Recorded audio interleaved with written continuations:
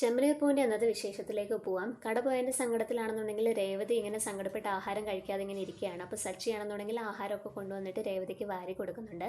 അങ്ങനെ പിറ്റേ ദിവസം രാവിലെ ആയപ്പോഴത്തേക്ക് നമ്മുടെ ചന്ദ്രമതി ആണെന്നുണ്ടെങ്കിൽ രേവതിനെ തിരക്കി ഇങ്ങനെ നടക്കുകയാണ്.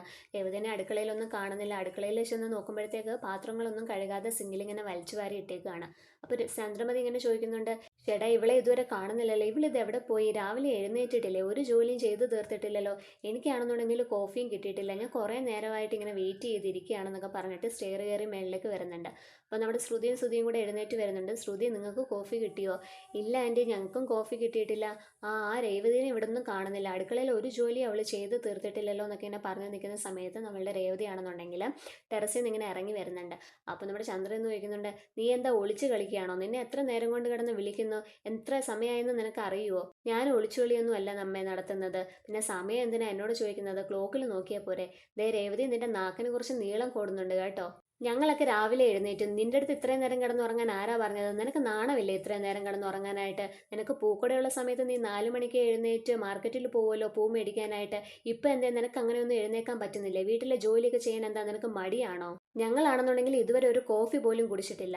ഒരു ദിവസം ഞാൻ കോഫി ഇട്ട് തന്നില്ല എന്ന് വെച്ചിട്ട് നിങ്ങൾക്ക് ഒരു തവണ ഇട്ട് കുടിച്ചൂടെ?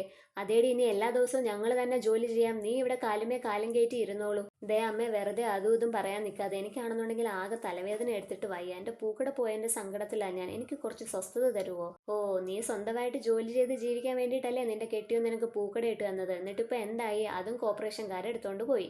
നിനക്കൊന്നും ജോലി ചെയ്ത് ജീവിക്കാനേ വിധിയില്ല. ഭർത്താവ് അധ്വാനിച്ചുകൊണ്ട് വരുന്നത് തിന്ന് ജീവിക്കാനേ നിനക്കൊക്കെ വിധിച്ചിട്ടുള്ളൂ. ശ്രുതിക്കും വർഷയും അങ്ങനെയൊന്നും അല്ല. അവർക്ക് ജോലിക്ക് പോകണം. നീ പോയിട്ട് അവർക്ക് എന്തെങ്കിലും ആഹാരം ഉണ്ടാക്കി കൊടുക്കാനായിട്ട് നോക്ക്. പിന്നെ നിന്റെ 10 നില കെട്ടിടമൊന്നും അല്ലല്ലേ ഇടിച്ച് നിരത്തിയിരിക്കുന്നത്. ഒരു ചെറിയ പൂക്കടയല്ലേ എടുത്തോണ്ട് പോയത്. ആരാണാവോ ആ പരാതി കൊടുത്തത്? എന്തായാലും പരാതി കൊടുത്തത് നന്നായി. അതുകൊണ്ട് നമുക്കാണല്ലോ ഗുണം കിട്ടിയത്. ഓഹോ, അപ്പൊ എന്റെ പൂക്കട എടുത്തോണ്ട് പോയത് നിങ്ങൾക്കൊക്കെ സന്തോഷമാണോ?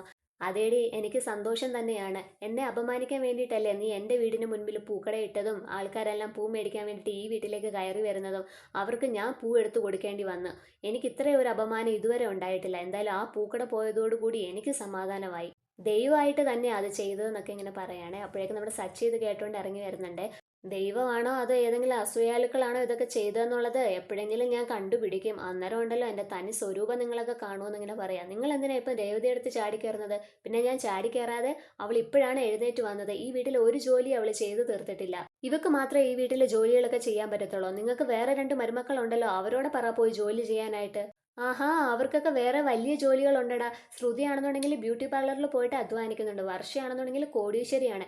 എന്നിട്ടും അവൾ ഡബ്ബിങ്ങിന് പോയിട്ട് അധ്വാനിക്കുന്നുണ്ട്. നിന്റെ ഭാര്യയോ വീട്ടിൽ വെറുതെ ജോലിയില്ലാതെ കുത്തിയിരിക്കുകയല്ലേ? അപ്പൊ പിന്നെ ആരാ ഇതൊക്കെ ചെയ്യേണ്ടത്? നിന്റെ ഭാര്യ തന്നെയാ ചെയ്യേണ്ടത്. അപ്പൊ നമ്മുടെ ശ്രുതിയും പറയുന്നുണ്ട്, എനിക്കിതുവരെ ഒരു കോഫി പോലും കിട്ടിയിട്ടില്ല. ഓ, നിനക്ക് സമയത്ത് കോഫി കുടിച്ചിട്ട് ഇപ്പൊ എങ്ങോട്ടേക്ക് പോകാനാടാ? ഓഫീസിൽ പോകുന്നുണ്ടോ നീ? നിനക്ക് സമയത്ത് കോഫി വേണമെന്നുണ്ടെങ്കിൽ നിന്റെ ഭാര്യ അടുത്ത് പറ. അവൾ വേണമെന്നുണ്ടെങ്കിൽ നിനക്ക് കോഫി ഇട്ട് തരും. അപ്പോഴേക്കും ശ്രുതി പറയുന്നുണ്ട്, ഞങ്ങൾക്ക് വേണ്ടി ആരും ജോലിയൊന്നും ചെയ്യണം, ഞങ്ങൾ പുറത്തുനിന്ന് കഴിച്ചോളാം എന്ന് പറഞ്ഞിട്ട് അവരങ്ങനെ പോവാണേ. അപ്പോഴേക്കും നമ്മളുടെ ചന്ദ്രമതി ചെന്ന് രേവതി എടുത്ത് പറയുന്നുണ്ട്, നിനക്കിപ്പോൾ സമാധാനമായല്ലോ?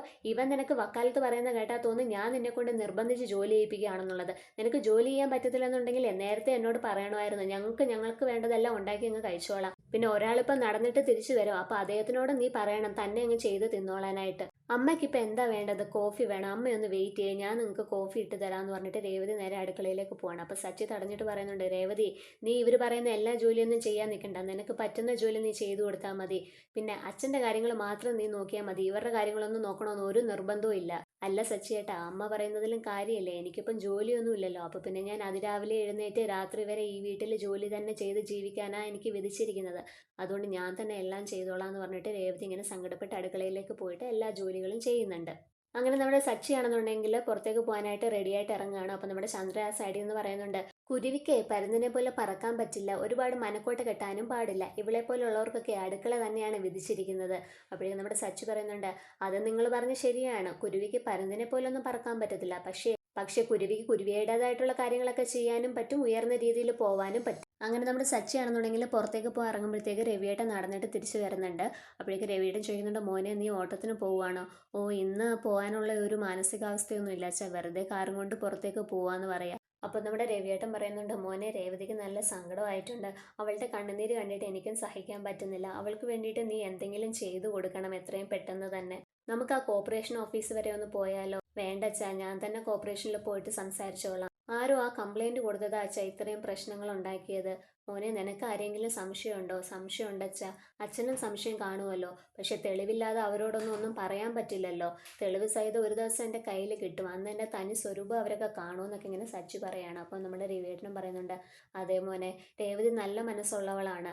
അവളുടെ കൂടെ ആരാണ് ഈ ചതി ചെയ്തതെന്ന് വെച്ച് കഴിഞ്ഞാൽ അവരെ ഒന്നും വെറുതെ വിടാൻ പാടില്ല. അവർക്ക് ഉടനെ തന്നെ അതിനൊരു തിരിച്ചടി ഉണ്ടാവും. നീ ഇങ്ങനെ രേവതിനെ അടുക്കളയിൽ കിടന്ന് നിറയിക്കാൻ വിടരുത്. അവളുടെ ജീവിതം അടുക്കളയിൽ മാത്രം തീരേണ്ടതല്ല. നീ എത്രയും പെട്ടെന്ന് അവൾക്ക് വേണ്ടി എന്തെങ്കിലും ഒരു കാര്യം ചെയ്യണമെന്നൊക്കെ പറയാണ്. അപ്പോൾ സച്ചിൻ പറയുന്നുണ്ട്, അതെനിക്ക് അറിയാം അച്ഛാ. അവളെ ഞാൻ താലി കെട്ടിയതല്ലേ, അവളെൻ്റെ ഭാര്യയല്ലേ. അപ്പോൾ അവളുടെ സങ്കടം എൻ്റെയും സങ്കടം തന്നെയാണ്. അമ്മയുടെ പരിഹാസം ഇങ്ങനെ കേട്ടോണ്ടിരിക്കാനേ ഞാൻ അവളെ വിട്ടുകൊടുക്കില്ല. എത്രയും പെട്ടെന്ന് ഞാൻ എന്തെങ്കിലും ഒരു കാര്യം ചെയ്യാമെന്ന് പറഞ്ഞിട്ട് സച്ചി അങ്ങനെ പുറത്തേക്ക് പോവുകയാണ്. അങ്ങനെ നമ്മുടെ സച്ചി ആണെന്നുണ്ടെങ്കിൽ കോർപ്പറേഷൻ ഓഫീസിലൊക്കെ പോയിട്ട് നേരെ കാറിന് ഇടുന്ന സ്ഥലത്തേക്ക് വരികയാണ്. അപ്പോൾ കൂട്ടുകാരൊക്കെ അവിടെ ഉണ്ട്. അപ്പോൾ കൂട്ടുകാരൊക്കെ ചോദിക്കുന്നുണ്ട്, എന്താ സച്ചി, നിനക്ക് എന്താ പറ്റിയത്? നിന്റെ മുഖം എന്താ വല്ലാണ്ടിരിക്കുന്നത്? അപ്പോൾ നമ്മുടെ സച്ചി ആണെന്നുണ്ടെങ്കിൽ കടപോയ കാര്യങ്ങളെല്ലാം കൂട്ടുകാരോട് ഇങ്ങനെ പറയുവാണ്. അയ്യോ, ആരാടാ ആ കംപ്ലൈൻറ്റ് കൊടുത്തത്? ആ കംപ്ലൈൻറ്റ് കൊടുത്തവരെ നീ വെറുതെ വിടാൻ പാടില്ല കേട്ടോ.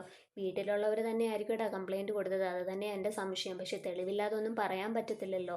തെളിവ് സഹിതം എൻ്റെ കയ്യിൽ കിട്ടിയാലുണ്ടല്ലോ എൻ്റെ തനി സ്വരൂപം അവരൊക്കെ കാണുമെന്നൊക്കെ ഇങ്ങനെ സച്ചി പറയാണ്. രേവതിയുടെ സങ്കടം എനിക്ക് കണ്ടുകൊണ്ടിരിക്കാൻ പറ്റുന്നില്ലടാ. അവൾ ഒരുപാട് കരഞ്ഞു ഇന്നലെ. ആർക്കായാലും സങ്കടം വരത്തില്ലേടാ. കാരണം ആ കട നല്ല രീതിയിൽ മുന്നോട്ട് പോയിക്കൊണ്ടിരുന്നതല്ലേ. എനിക്ക് രേവതിക്ക് വേണ്ടി എന്തെങ്കിലും ഒന്ന് ചെയ്തു കൊടുക്കണോടാ. എത്രയും പെട്ടെന്ന് അവളുടെ സങ്കടം മാറ്റണം എനിക്ക്. എവിടെയെങ്കിലും ഒരു വലിയ കടയെടുക്കണം, AC ഒക്കെ ഉള്ള കട. എന്നിട്ട് എല്ലാവരുടെ മുൻപിലും എനിക്ക് അവളെ ജയിപ്പിക്കണം എന്നൊക്കെ പറയാം. അപ്പോൾ കൂട്ടുകാർ പറയുന്നുണ്ട്, എടാ AC കടയൊക്കെ എടുക്കണമെന്നുണ്ടെങ്കിൽ നമ്മൾ അതിന് ഒരുപാട് അഡ്വാൻസ് കൊടുക്കണം, പിന്നെ വാടക കൊടുക്കണം, പിന്നെ ഇലക്ട്രിസിറ്റി ബില്ല് എല്ലാം കൂടെ ഒന്നും പറ്റില്ലടാ നമുക്കത് ചെയ്യാനായിട്ട്. വേറെ എന്തെങ്കിലും ഒരു വഴി കണ്ടുപിടിക്കുന്നതായിരിക്കും നല്ലത്. എന്നാൽ പിന്നെ നിങ്ങൾ തന്നെ പറഞ്ഞതാടാ എനിക്കൊരു വഴി. എങ്ങനെയെങ്കിലും രേവതിയുടെ സങ്കടം മാറ്റിയേ പറ്റത്തുള്ളൂ. അവളെ സ്വന്തം കാലിൽ നിർത്തിയേ പറ്റുള്ളൂ എനിക്കെന്നൊക്കെ പറഞ്ഞിട്ട് ഇങ്ങനെ സച്ചി നിൽക്കുന്നത് കാണിച്ചിട്ടാണ് ഇന്നത്തെ എപ്പിസോഡ് അവസാനിക്കുന്നത്. അപ്പോൾ വീഡിയോ ഇഷ്ടമായ എല്ലാവരും ഒന്ന് ലൈക്ക് ചെയ്യുക. ചാനലും ദയവായിട്ടൊന്ന് സബ്സ്ക്രൈബ് ചെയ്തേക്കുക. താങ്ക്